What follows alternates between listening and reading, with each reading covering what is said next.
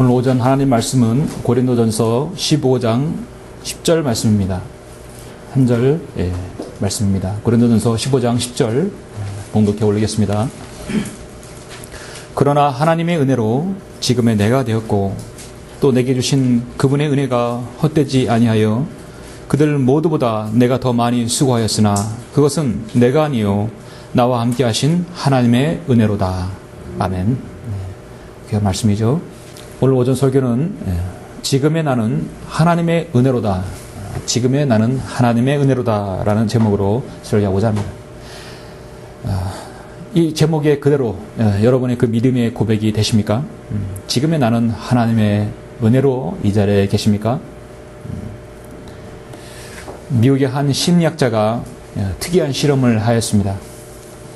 사람은 언제까지나 자기가 받은 은혜를 감사하고 또 그걸 잊지 않는가에 대해서 한번 알아보기로 하였습니다. 그 실험은 어느 동네의 한 구역을 택해서 집집마다 매일 $100씩 한 달 동안 갖다 놓은 후 그 결과를 관찰하기로 하였습니다. 좀 돌이 들어가는 시험이겠죠? 실험 첫날 사람들은 그가 미친 사람이 아닌가 의아해하면서도 슬그머니 돈을 다 받았습니다. 사흘이 지나자 $100씩을 매일 집 앞에 놓고 가는 그 사람 이야기로 동네가 다 떠들썩했습니다. 일주일이 지나고 둘째 주고 좀 되자 현관 앞에 이제 사람들이 나와서 돈을 기다리고 있습니다. 셋째 주 지나니까 돈을 받을 사람들은 자신이 돈을 받는 것을 전혀 이상하게 생각하지 않았어요. 당연히 받을 걸로 생각하고 있었습니다. 한 달째 넷째 주가 되었을 때 사람들은 당연한 것처럼 감사하다는 말도 없고 돈을 가지고 들어가는 것입니다. 실험 기간 한 달이 지났습니다.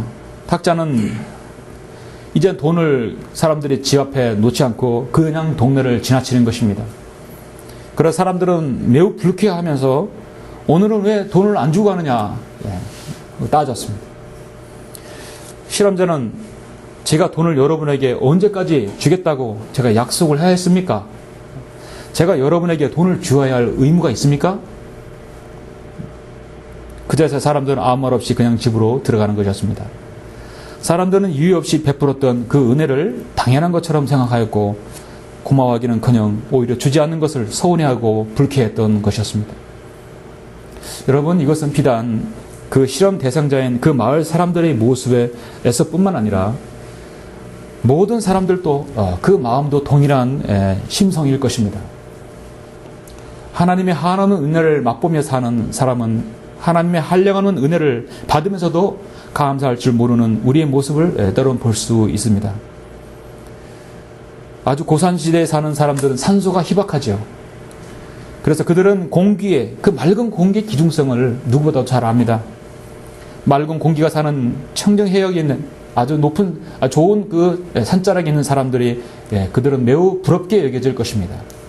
그렇지만 좋은 공기와 환경의 가운데 사는 그런 사람들은 공기의 고마움을 몰라요. 산소가 그렇게 좋은 줄을 몰라요. 이것이 바로 인간입니다. 영국 속담에서 강을 건너면 하나님은 잊어버린다라는 말이 있습니다. 이는 위험증에 있을 때에는 하나님의 도움을 간절히 구했으나 그 도움을 받아 위험을 극복한 뒤에는 더 이상 기억하지 않는 일이 유감스럽게도 참으로 우리 주위에 많다는 것을 알려주고 있습니다. 여러분은 여러분에게 매일같이 주어지는 하나님의 그 크신 은혜를 여기는 여러분 알고 또 감사하십니까? 혹시 모르고 지나친 일은 없습니까? 오늘 우리는 잠시 하나님의 은혜에 다시 한번 숙고해보고 지금의 내가 이 자리에 이 상태에 지금 있다는 것은 여러분의 하나님의 은혜 아니면 지금 그렇게 될 수 없다는 여러분의 고백이 나왔으면 합니다. 우리에게는 하나님의 은혜에 대해서 얼마나 기쁨과 감사가 여러분에게 넘치고 있습니까? 이제 우리는 2011년도 한 달을 남겨놓고 있습니다. 지난 11개월 동안 얼마나 주님의 은혜 가운데서 우리가 있게 되었고 또 이 자리에 앉게 되었습니까? 지금의 나는 하나님의 은혜입니까? 지금의 나는 하나님의 은혜로다는 그 고백이 여러분에게 있어야 할 이유가 세 가지가 있습니다. 저는 그걸 신약성경에서 세 가지를 여러분에게 제시하고자 합니다. 오늘 본문은 자신의 구원에 대해서 자신이 현재 처해진 상황에 불평하지 않고 감사하는 참으로 하나님의 은혜를 입은 사도 바울의 진심 어린 신앙의 고백입니다. 앞뒤 저우 문맥 제쳐놓고 단 15장 10절 이 한 절 가지고도 우리는 풍성한 은혜를 받을 수 있고 도전을 받을 수 있다고 봅니다. 여러분 잘 아시는 바대로 고린도전서 15장은 부활의 장이죠. 가장 핵심은 13절 14절일 것입니다. 그러나 죽은 자들이 부활이 없으면 그리스도도 살아나지 못하였으리라. 만일 그리스도께서 살아나지 못하셨다면 우리가 전파하는 것도 헛것이요 너희의 믿음 또한 헛것이라. 주님의 부활하심은 그만큼 중요한 것입니다. 여러분에게 소망을 주는 것이 무엇입니까? 보라 내가 너에게 한 가지 신비를 말하노니 우리가 다 잠잘 것이 아니요 오히려 우리가 모두 변화될 것이니 마지막 나팔소리에 눈 깜짝하는 순간에 그러하리라. 나팔소리가 나면 죽은 자들이 썩지 아니하는 몸으로 일으켜지며 우리도 변화되리라. 그리하여 이 썩을 몸이 반드시 썩지 않는 몸을 입고 이 죽을 몸이 반드시 죽지 않는 몸을 입으리라. 51절, 52, 53절 말씀입니다. 주님의 부활이 그렇게 중요하게 되는, 부활이 없었다면 우리도 이 소망 가운데 살지 못하죠. 이 본문이 책망서신입니다. 의로 휴육하는 갈라디아서, 에베소, 빌립보, 골로새 모든 그 서신이든 사도 바울의 모든 감정은 항상 자신의 은혜에 대한 감사를 잊지 않고 있습니다. 사도 바울의 마지막 서신 마지막은 예수 그리스도의 주 예수 그리스도의 은혜와 평강이 너에게 함께 있을지어다. 늘 이 구절이 빠지지 않습니다. 사울이 늘 형식상으로 그러는 것이 아니라 항상 은혜가 넘치기를 바란다는 것입니다. 참으로 자신의 신앙인 온도계를 내가 정말 잘게 정상적인 온도로 올라가고 있는 것인가 아니면 차가운 것인가를 알 수 있는 방법은 두 가지. 첫 번은 여러분의 기도요. 두 번째는 여러분이 하나님의 은혜에 대해서 늘 내가 감사하고 있는 것인가. 거기에 겸손하게 내가 그 처해진 상황에 대해서 감사한 것인가. 기도가 식으면 믿음의 온도계도 내려가고 은혜에 대한 감사가 적어지면 역시 믿음의 열기도 식어지기 때문입니다. 감사와 은혜가 식어지면 하나님의 일에 대해서 자발적인 것이 없어지게 되죠. 열정도 사라지게 됩니다. 흔히 은혜를 사전적 의미로는 자격이 없는 자에게 공짜로 거저 내려주는 하나님의 호의다 라고 말을 합니다. 그래서 이는 은혜를 베풀고는 그것을 결코 기억하지 말고 은혜를 받으면 그것을 결코 잊지 말라는 말이 있습니다. 내가 다른 사람에게 은혜를 베풀었으면 기억하지 말고 내가 은혜를 받은 것이 있으면 결코 그거를 잊지 말라는 것입니다. 은혜를 감사함으로 받은 사람은 그 빛을 처음 제1회분을 갚은 것이라고는 말도 있습니다. 러커 목사님 주석서에서 GRAC, 그레이스를 예수 그리스도를 희생식에서 얻는 하나님의 부유하심이라고 정의를 내렸죠. 구약성경과 신약성경에서 믿음과 은혜라는 말이 여러 군데 나오는데요. 은혜라는 말은요, 창세기부터 계시록까지 창세기 6장부터 해서 계시록 마지막 22장, 21절 마지막 끝자락까지 은혜가 골고루 분포되어 있습니다. 자, 율법 시대에도 은혜라는 말이 상당히 많이 나와요. 창세기부터 계시록까지 전 시대 영역에서 하나님의 은혜는 항상 골고루 내려졌어요. 근데 믿음이란 단어는 구약에서 두 번밖에 안 나오죠. 그들은 하나님의 은혜를 믿음을 받아들이지 못했다는 것입니다. 노아는 주의 눈에서 은혜를 찾았다 했습니다. 22장 계시록 21절에는 우리 주 예수 그리스도의 은혜가 너희 모두와 함께 있을지어다. 아멘. 그렇게 함으로써 성경을 끝을 맺습니다. 하나님의 은혜는 과거와 현재, 미래 항상 우리에게 있습니다. 고린도후서 13장 14절에서 사도 바울은 은혜는 예수 그리스도에 관한 것입니다. 주 예수 그리스도의 은혜와 하나님의 사랑과 성령의 교제가 너희 모두와 함께 있을지어다. 아멘이라고 이렇게 기록하고 있습니다. 그래서 예수 그리스도에는 은혜고 하나님은 사랑이고 성령의 교제입니다. 그러니까 우리 교제 가운데 성령님께서 계셔야 되고 은혜는 예수 그리스도 나온 것입니다. 그리고 사랑은 하늘도 사랑의 출처인 것입니다. 민수기 6장 24절에서 이 은혜와 사랑과 교제가 이렇게 제시되고 있는데요. 자, 주께서 너에게 복 주시고 너를 지키시기를 원하며 주께서 그의 얼굴을 내게 비추시고 내게 은혜로우시기를 원하노라. 은혜로우시기를 원하노라. 주께서 그의 얼굴을 내게 드시고 내게 화평을 주시기를 원하노라. 성령의 교제, 화평, 예수 그리스도의 은혜, 그 다음에 하나님 아버지의 사랑, 모두가 제시되죠. 예수 그리스도께서 탄생하셨을 때 아기가 자라며 영 안에서 강건해졌다겠습니다. 지혜로 충만하다겠습니다. 또 하나님의 은혜가 그 위에 있다겠습니다. 잠시 여러분 요한복음 1장을 잠깐 확인해 보시겠습니다. 요한복음 1장 여러분 14절 보시면 그 말씀이 육신이 되어 우리 가운데 거하심으로 우리가 그의 영광을 보니 아버지의 독생자의 영광으로 은혜와 진리가 충만하더라. 은혜와 진리가 충만하신 분. 16절 보시면 우리 모두가 그의 충만한 데서 받았으니 은혜의 은혜니라. 은혜의 은혜니라. 그러니까 우리가 예수 그리스도를 제쳐놓고 은혜라는 말을 할 수가 없습니다. 예수 그리스도 아니면 우리가 은혜로 어떻게 구원받겠습니까? 은혜란 말을 우리가 감히 입에서 나올 수가 없어요. 10절 보시면 율법은 모세를 통하여 받았지만 은혜와 진리는 예수 그리스도를 통하여 온 것이라. 예수 그리스도 아니면 은혜를 우리가 논할 수가 없습니다.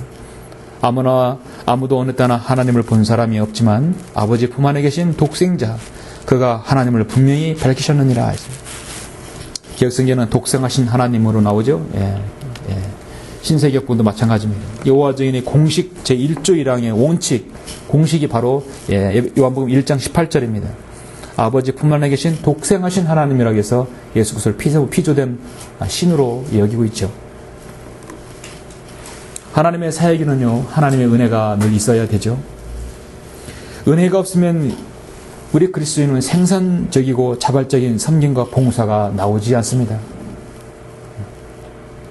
그래서 사도행 13장 43절에서 모든 바울과 바나바를 따르니 두 사도가 그들에게 권고해 말하기를 하나님의 은혜 안에 꾸준히 있으라. 하나님의 사역에는 하나님의 은혜 안에 꾸준히 거해야 하는 것입니다. 우리는 정말 하나님의 은혜 안에 꾸준히 거해야 될 것입니다. 지금의 나는 하나님의 은혜로다. 여러분이 지금 하나님의 은혜로 계시다고 한다면 성경에서 오늘 제가 세 가지를 제시하는데 이 세 가지가 바로 여러분에게 해당하고 여러분이 진정으로 그 마음 가운데서 아멘이란 정말 이렇게 화답이 나와야 될 것입니다. 이것은 하나님께서 여러분에게 제시하신 그 은혜인 것입니다. 지금의 나는 하나님의 은혜로다. 왜 지금의 나는 하나님의 은혜입니까? 첫 번째는 내가 하나님의 은혜로 구원받았다는 사실입니다. 여러분 믿으시죠? 이 부분을 제쳐놓을 수가 없어요. 지금의 나는 하나님의 은혜라는 얘기는 내가 하나님의 은혜로 구원받았기 때문에 지금 자리에 있는 것입니다.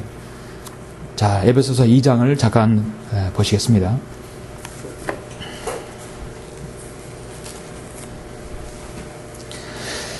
허물과 죄들 가운데서 죽었던 너희를 그가 살리셨으니 우리는 허물과 죄 가운데 우리의 영이 죽어서 예수 그리스도를 믿음으로 우리가 성령께서 내 안에 들어오셔서 나의 죽었던 영을 살려주시죠. 전하는 너희가 그것들 가운데서 이 세상의 풍조를 따르고 공중 권세의 통치자 곧 지금 불순종의 자녀들 안에 역사하는 영을 따라 행하였으니 그들 가운데서 우리 모두가 이전에는 우리 육신의 정욕들 가운데서 행하였으며 육신과 마음의 욕망들을 이루어 다른 자들과 마찬가지로 본래 진노의 자녀였느냐 했습니다. 진노의 자녀입니다. 은혜라는 것은요 도저히 받을 수 없는 그 사람에게 아무 대가 없이 주는 것이죠. 우리에게 영원한 지옥의 형벌로부터 마귀의 그 묘기에 넘어가서 우리는 죄를 짓고 영원한 지옥의 형벌로부터 떨어질 수밖에 없고 구원이라는 걸 받을 수 없는 그런 사람들입니다. 자격이 없는 사람들이에요. 우린 진노의 자녀였습니다. 그러나 반전을 이루죠. 4절에서 그러나 자비가 풍성하신 하나님께서 우리를 사랑하신 그의 큰 사랑으로 인하여 자비는요 죄의 형벌을 받아서 심판을 받고 형벌을 받아야 마땅함에도 불구하고 그거를 탕감해 주는 것이에요. 그게 자비입니다. 그러니까 우리가 지옥의 형벌로부터 구원받고 은혜를 이렇게 풍요를 누리는 것은 자비와 은혜가 없다면 그렇게 불가능한 것이죠. 가능하지 않습니다. 자비가 풍성하신 하나님께서 우리를 사랑하신 그의 큰 사랑을 인하여 죄들 가운데서 죽었던 우리를 그와 그리스도와 함께 살리셨으니 그리스도와 함께 살리셨으니 너희가 은혜로 구원을 받은 것이니라. 또 함께 일으켜서 그리스도 예수 안에서 천상에 함께 앉히셨으니 우리의 영은 지금 우리 여기도 있고 저 천상에도 있는 것입니다. 이는 그리스도 예수를 통하여 하나님께서 우리를 향한 그의 인자하심 가운데 그의 은혜의 지극히 풍요함을 오는 시대들에 보여주시려 함이니라. 너희가 믿음으로 말미암아 은혜로 구원을 받았으니 이것은 너희에게서 난 것이 아니요 하나님의 선물이라. 행위에서 난 것이 아니니 아무도 자랑하지 못하게 하려 하심이라 했습니다. 자, 참으로 귀한 말씀이죠. 우리가 받은 구원은요, 우리 행위에 의하지 않고 전적으로 100% 은혜로 구원받는 것입니다. 저는 병원에서 설교할 때 항상 중요하게 다루는 것이 에베소 2장 8절입니다. 여러분이 구원받은 것에 대해서는 절대 1% 단 행위가 들어가 있지 않다는 것입니다. 장애인도 구원받을 수 있고, 팔 하나 없는 사람도 구원받을 수 있고, 말을 잘 못하는 사람도 구원받을 수 있고, 뇌수술을 받은 사람도 구원받을 수 있고, 그 어떤 사람도 자신이 죄인임을 인정한다면 그 사람 구원받을 수 있는 거죠. 저는 얼마나 공평한지 몰라요. 이거보다 공평한 하나님의 구원 계획이 어디 있습니까? 마음만 있고 믿음만 있으면 하나님께서 그냥 은혜로 주시겠다는 것이에요. 너무나 쉽게 여겨지기 때문에 오늘날 사람들 구원받지 않는 거예요. 너무나 쉽기 때문에. 사도 바울은 진정으로 하나님의 은혜를 입은 사람이라고 자기가 그렇게 오늘 본문에서 표현하고 있습니다. 그는 여러분 어떻습니까? 예수 그리스도를 믿는 사람을 저마다 가두고 교회를 파괴하기 위해서 집집마다 돌아다닙니다. 사도 바울은 자신이 그 은혜로 구원받은 것을요, 매 사람들에게 복음의 진리를 제시할 때마다 늘 강조하고 있어요. 늘 다시 회상하면서 자신의 회심에 대해서 간증합니다. 사울은 여전히 주의 제자들에 대하여 유혹과 세기를 내품으며 대제사장에게 가서 담마커스의 여러 회당에 보낼 서신을 청하니 이는 그가 이 도에 속한 자를 보면 남자든지 여자든지 잡아서 예루살렘으로 데려오려 함이더라 했습니다. 그가 길을 떠나 다마스커스에 가까이 왔을 때 갑자기 하늘로부터 한 줄기 빛이 그를 둘러 비추는지라. 그가 땅에 엎드려 그에게 말하는 음성을 들으니 사울아 사울아 내가 왜 나를 박해하느냐. 그러자 그가 말하기를 주여 당신은 누구시니까 라고 하니 주께서 말씀하시기를 나는 내가 박해하는 예수라. 가시처를 걷어차는 것이 내게 고통이라 했습니다. 하나님께서는 자비와 은혜가 없다면요, 사도 바울은 이 다마스커스 가는 도중에 벌써 하늘에서 불이 내려오든지 아마 땅이 갈라졌든지 하나님의 방법으로 그를 죽였을 것이에요. 인생에서 무가치한 그를 하나님께서 살려둘 이유가 뭐가 있습니까? 하나님의 자비와 은혜가 없다면요, 우리는 이 지구상에 70억 인구가 살아남을 사람이 아무도 없다고 봅니다. 그가 떨며 놀라서 이 말하기를 주여 내가 어떻게 하기를 원하시나이까. 사도 바울은 그 자리에서 바로 주여라고 나오죠. 우리 성령 있는 사람들의 고백입니다. 내가 어떻게 하기를 원하시나이까. 이후에 사도 바울의 생애는 완전히 180도 바뀌어버리죠. 하나님의 은혜의 복음을 증거하기 위해서라면 이런 일을 전혀 개의치 않을 뿐만 아니라 나의 생명도 조금도 아끼지 않는다고 사도행전 20장에서 이렇게 바뀐 사람입니다. 하나님께서는 이렇게 교만한 자를 거절하시고 겸손한 자에게 은혜를 주십니다. 잠언 3장에서는 진실로 그를 조롱하는 자들을 조롱하시나 겸손한 자에게 은혜를 주십니다. 그래서 우리가 하나님의 은혜를 더 많이 받고 은혜를 누리기 위해서는요, 우리 자신 하나님 앞에 늘 겸손한 자세로 주님 앞에 나아가는 것이죠. 마음이 순결함을 사랑하는 자는 은혜가 그 입술에 있다고 성경은 잠언 22장에서 말씀하고 있습니다. 어떤 설교자는 겸손은 그리스도인이 받은 은혜 가운데 여왕이라고 불린다고 했습니다. 우리가 더 많은 하나님 예수 그리스도의 은혜를 받기 위해서 우리가 하나님 앞에 늘 겸손한 자세로 다가가는 것, 가장 중요한 것이죠. 모든 사람들에게 예수 그리스도를 위하여 일할 수 있는 기회와 시간이 주어지는 것이 아닙니다. 우리는 이미 예수 그리스도의 은혜로 구원받았고 앞으로 우리에게는 남은 생이 있다면 그 은혜를 다른 사람에게 전달할 수 있는 기회가 있죠. 예수 그리스도를 희생시켜서는 하나님의 그 부유하심이 여러 명 있다면 내가 하나님의 은혜로 구원받았고 지금 이 자리에 있다는 것입니다. 그리고 두 번째는 지금의 나는 하나님의 은혜로다. 정말 이 고백이 나오는 것은 두 번째로 하나님의 은혜로, 두 번째는 하나님의 은혜로 주님의 고난에 동참할 수 있다는 것이죠. 사실 이 말은 세상 사람들이 이해하기 어려운 말일 것입니다. 오늘 제도권교회 사람이라든지 큰 대형교회 사람들, 화려한 외관만을 보고 교회를 쫓아다니는 사람들에게는 사실 이해하기 어려울 것입니다. 하나님의 은혜로 주님의 고난에 동참할 수 있다. 하나님의 은혜로 주님의 고난에 동참할 수 있다. 먼저 여러분 히브리서 2장 9절 10절 보시겠습니다. 자, 히브리서 2장 9절 10절 보시면, 그러나 우리가 죽음의 고난 때문에 천사들보다 조금 낮아지신 예수를 보니 영광과 존귀로 관을 쓰셨도다. 이는 하나님의 은혜로 말미암아 모든 사람을 위하여 죽음을 맛보기 위함이더라. 만물을 자신을 위하여 또 자신에 의하여 존재하게 하신 그분께서 많은 아들들을 영광에 들어가게 하시려고 고난들을 통하여 그들의 구원의 대장을 온전하게 하신 것은 당연하도다 했습니다. 여러분, 성숙한 그리스도인에게 하나님의 은혜를 언제 더 많이 맛볼 수 있는가 물어보게 되면 그 질문에 대한 대답은 언제라고 말하겠습니까? 하나님의 은혜를 가장 많이 맛볼 때가 여러분 언제였었습니까? 성숙한 성도일수록 주님을 위해서 고난 당할 때 가장 많이 맛본다고 아마 답변할 것이라고 저는 생각합니다.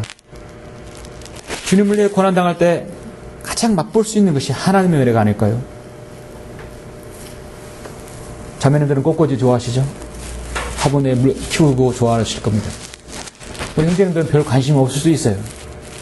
꽃꽂이를 하시는 분에 따르면 꽃줄기의 끝을 이렇게 일직선으로 직각으로 자르지 않았죠? 대각으로 비껴서 꽃꽂이를 자르죠? 왜 그러겠습니까? 대각으로 잘라야 물을 흡수하는 면적이 넓어져서 꽃의 수명이 오래갑니다. 일반적인 상식이죠. 그러나 꽃의 종류에 따라서 물속에서 자른 것만으로 물을 빨아들이기 부족한 것이 있습니다. 그럴 때 이 꽃꽂이 하는 사람들은요, 이렇게 대각으로 자른 다음에 거기다가 그 자리에다가 불로 태운다고 합니다. 칼로 자른 자리에 불로 태우면 오히려 더 물을 잘 빨아들이고 그 자리도 썩지 않는다고 합니다. 하나님께서는 자신의 자녀들을 성장시키는 방법이 바로 이와 같다고 보는 것이죠. 때론 고통스럽게 자르기도 하고 또 부족할 땐 불로 태워주시기도 합니다. 불은 고난이고 연단을 의미하죠. 하나님 것이 죄인에게는 심판을 의미하지만 그리스도인에게 고난과 연단이 될 수 있습니다.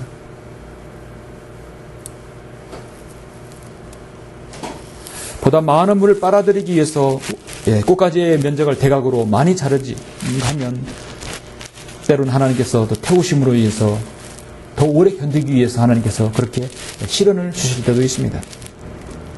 우리가 때로는 예수 그리스도를 섬기는 것 때문에 직장을 여러분이 잃을 수도 있고 직장에서 더 많이 고생할 수도 있고 어려운 일을 할 수도 있고 사람들에게 손가락질을 당할 수 있고 더 많은 여러분 사업적인 경제적인 어려움을 겪을 수도 있습니다.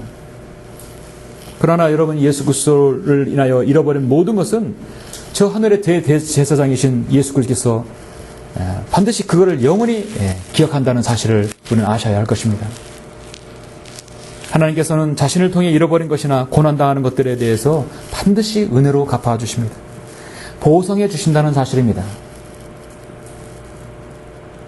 하나님께서는 그 사람에게 몇 갑절로 몇 배로 갚아주심을 결국 우리는 하나님 앞에서 감격하면서 반드시 깨달을 날이 있습니다.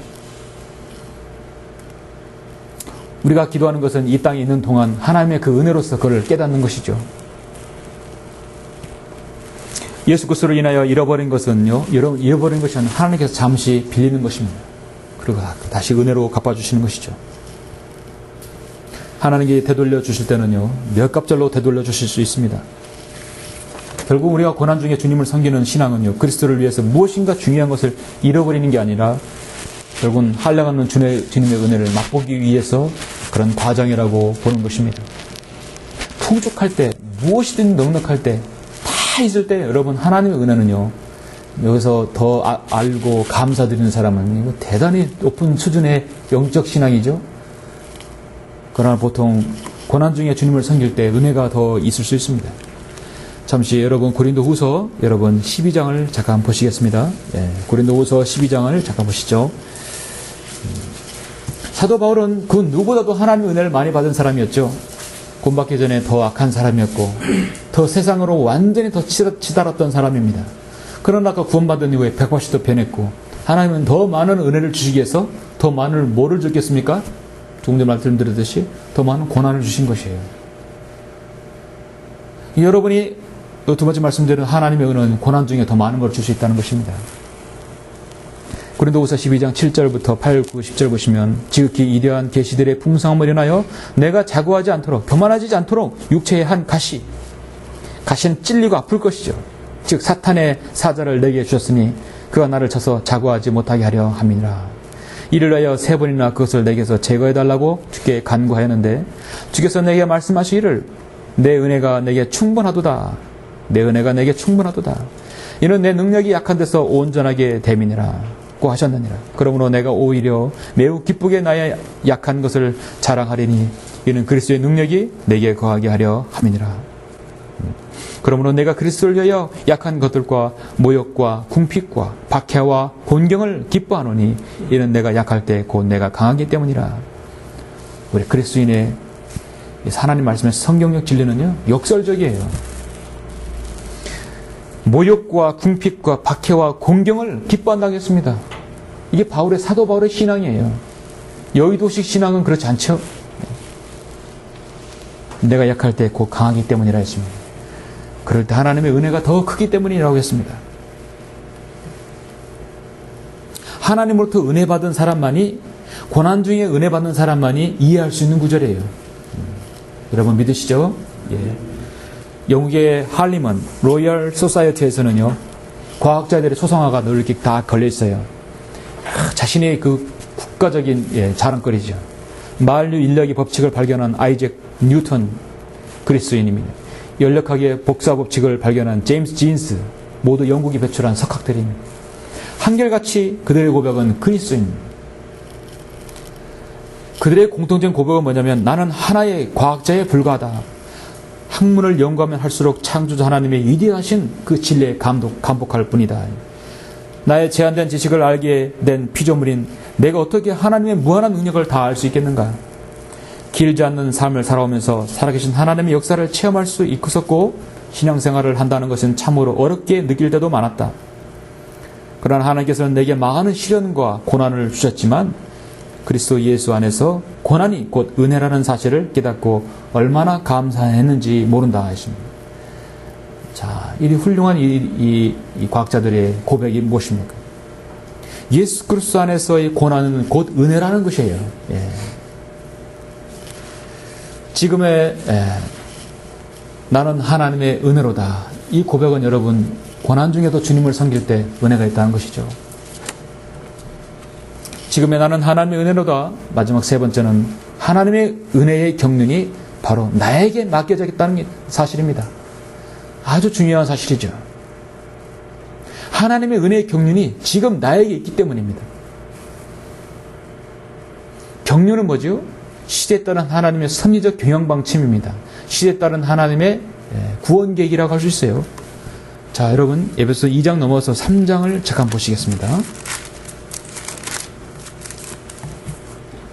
3장 1절로 7절 보시면 이런 까닭에 나 바울은 너희 이방인들을 위하여 예수 그리스도의 죄수가 되었으니 과연 너희를 위하여 내게 주신 하나님의 은혜의 경륜을 너희가 들었을진데.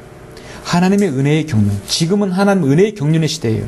이것은 그분이 계시로 내게 신비를 알게 하신 것이며 비밀이 아닙니다. 신비죠. 내가 전에 간략하게 쓴 것과 같으니 너희가 읽을 때 거기서 그리스도의 신비 안에 있는 나의 지식을 이해하게 되리라.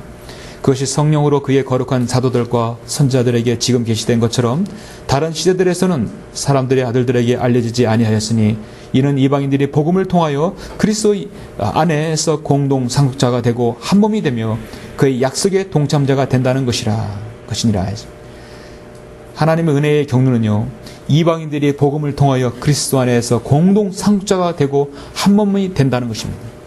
그의 약속의 동참자가 된다는 것입니다. 우리는 과거에 상상도 할 수 없는 일이었죠. 이로써 그분의 능력이 효과적으로 역사하신 대로 내게 주신 하나님의 은혜의 선물을 따라 내가 이 복음의 일꾼이 되어노라. 아멘. 내가 복음의 일꾼이 되어노라. 내가 지금의 나가 하나님의 은혜로 지금 있는 것은 내가 여러분이 자신이 복음의 일꾼이 되었기 때문에 그렇게 된 것입니다. 여러분이 내가 하나님의 무하신 은혜 가운데서 구원받았고 구원의 기쁨과 감격이 늘 내 안에 충만하며 어떠한 어려움과 고난이 있다 하더라도 그것은 내게 은혜를 주시기 위한 하나님의 계획이었습니다. 이제 나 자신이 예수 그리스도의 값없는 은혜를 전파하는 그 전달자가 여러분 된다면 여러분은 지금의 나는 하나님의 은혜로다 그 고백을 할 수 있는 것입니다. 여러분 믿으시죠?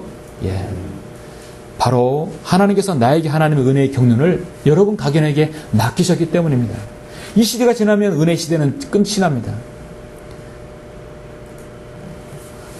마라톤에서 400m 계주, 여러분 가장 잘 달리는 사람이 몇 번째 뜁니까? 4명 뛰면 몇 번째 뛰어요? 처음부터 달립니까? 아니에요.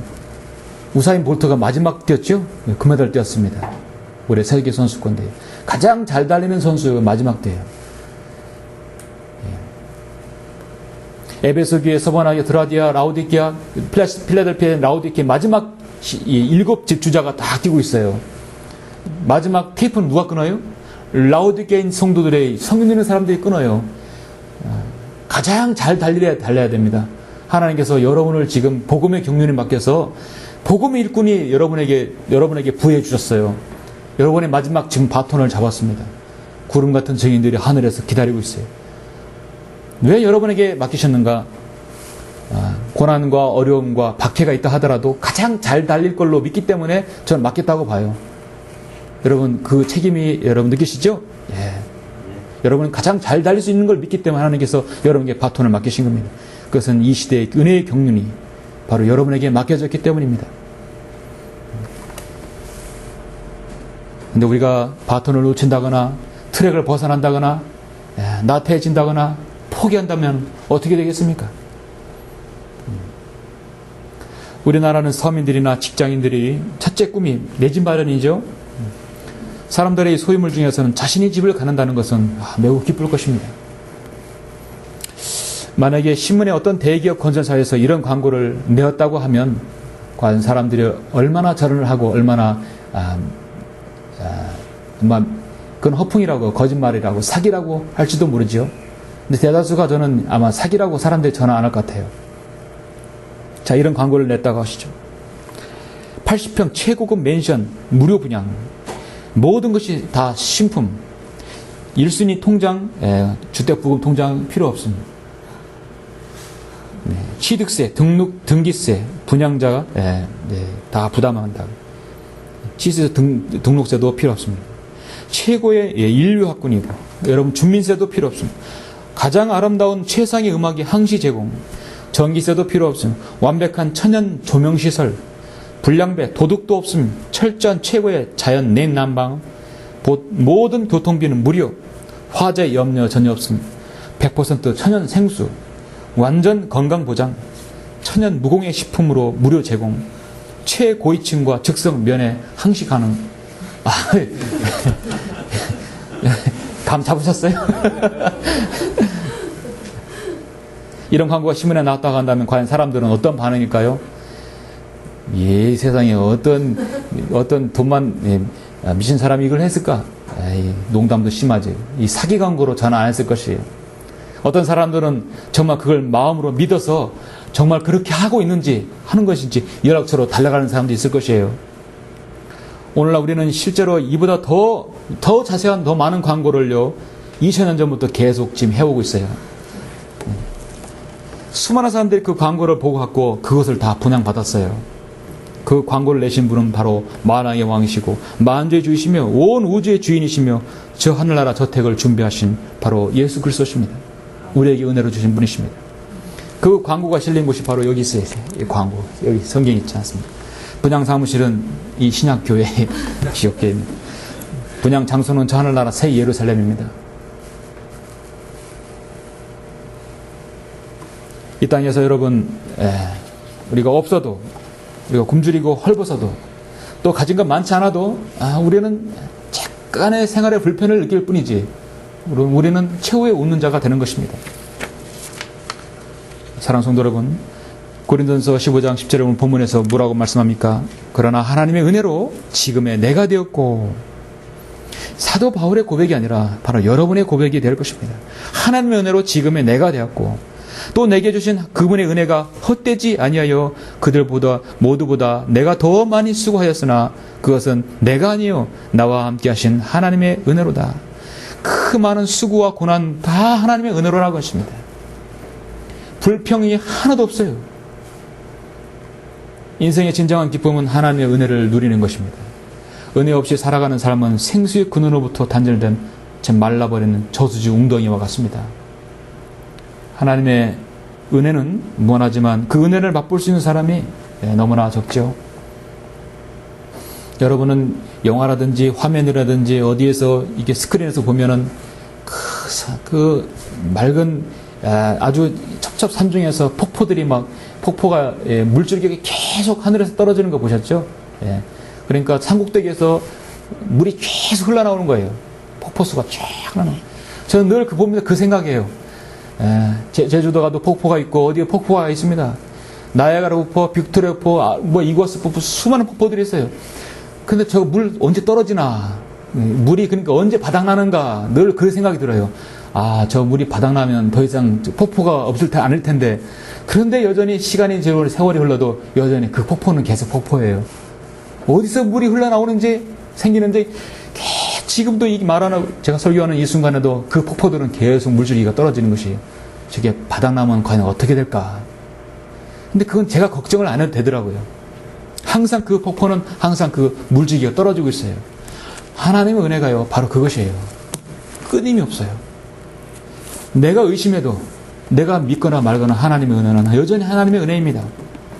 시편 139편에서 시편 기자의 고백은 오 하나님이여 주의 생각들이 내게 또한 얼마나 귀중한지요 그 수가 얼마나 많은지요 내가 그것을 헤아리려 하면 그 수는 모래보다 더 많나이다. 내가 깨어날 때 여전히 주와 함께 있나이다. 139편 17, 18절 말씀입니다. 마치 해질 무렵까지 하루 종일 태양에서 빛이 내려오던 은혜는 바로 처음부터 끝까지 계속 나에게 내리쬐게 되어 있습니다. 이 은혜는 이 태양빛이 있는 동안은 계속 내리쬐게 되는 것이에요.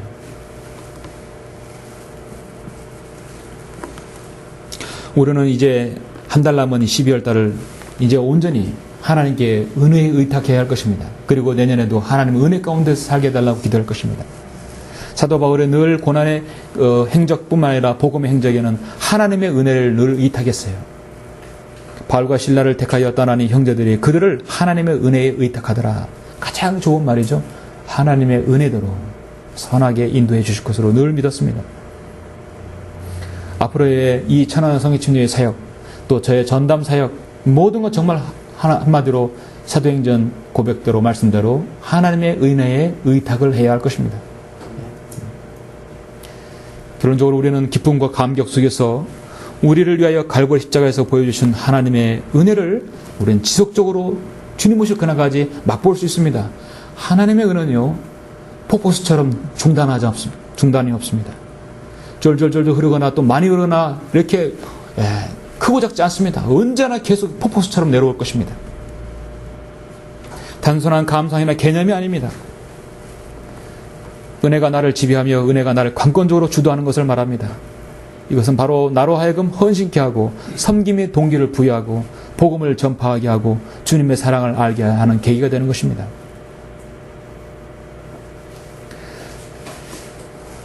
성경은 우리에게 이제 하나님의 은혜에 대해서 조심할 것은 내게 주신 그분의 은혜가 헛되지 아니하게 하는 것이에요. 사도 바울은 고백대로 내게 주신 하나님의 은혜가 헛되지 아니하기 위해서 수고했다고 말씀하고 있습니다. 유다서 1장 4절에서 우리 하나님의 은혜를 세귑거리로 바꾸지 말아야 한다고 말씀하고 있습니다. 고린도후서 6장 1절에서는 하나님의 은혜를 헛되이 받지 말라고 말씀하고 있습니다. 갈라디아서 2장 21절 사도 바울의 고백은 나는 하나님의 은혜를 저버릴 수 없다고 했습니다. 많은 의가 율법으로 인하여 온 것이라면 그리스도께서 헛되이 죽으신 것이라 하겠습니다. 자, 여러분, 하나님의 은혜를 헛되이 저버릴 수 없죠? 하나님의 은혜를 헛되이 받을 수 없죠? 우리는 하나님의 은혜를 새겼거리로 바꿀 수 없습니다. 여러분에게 주신 하나님의 은혜는 오늘 본 말씀처럼 결코 헛되지 않습니다. 오늘 이 시간 이후에 하나님의 은혜가 어떻게 내려질지라도, 고난 중에 내려질지라도 여러분 하나님의 은혜를 늘 맛보셔서 여러분의 지금의 여러분의 자리가 하나님의 은혜 가운데서 늘 거하시길 간절히 바랍니다. 예, 이러시겠습니다.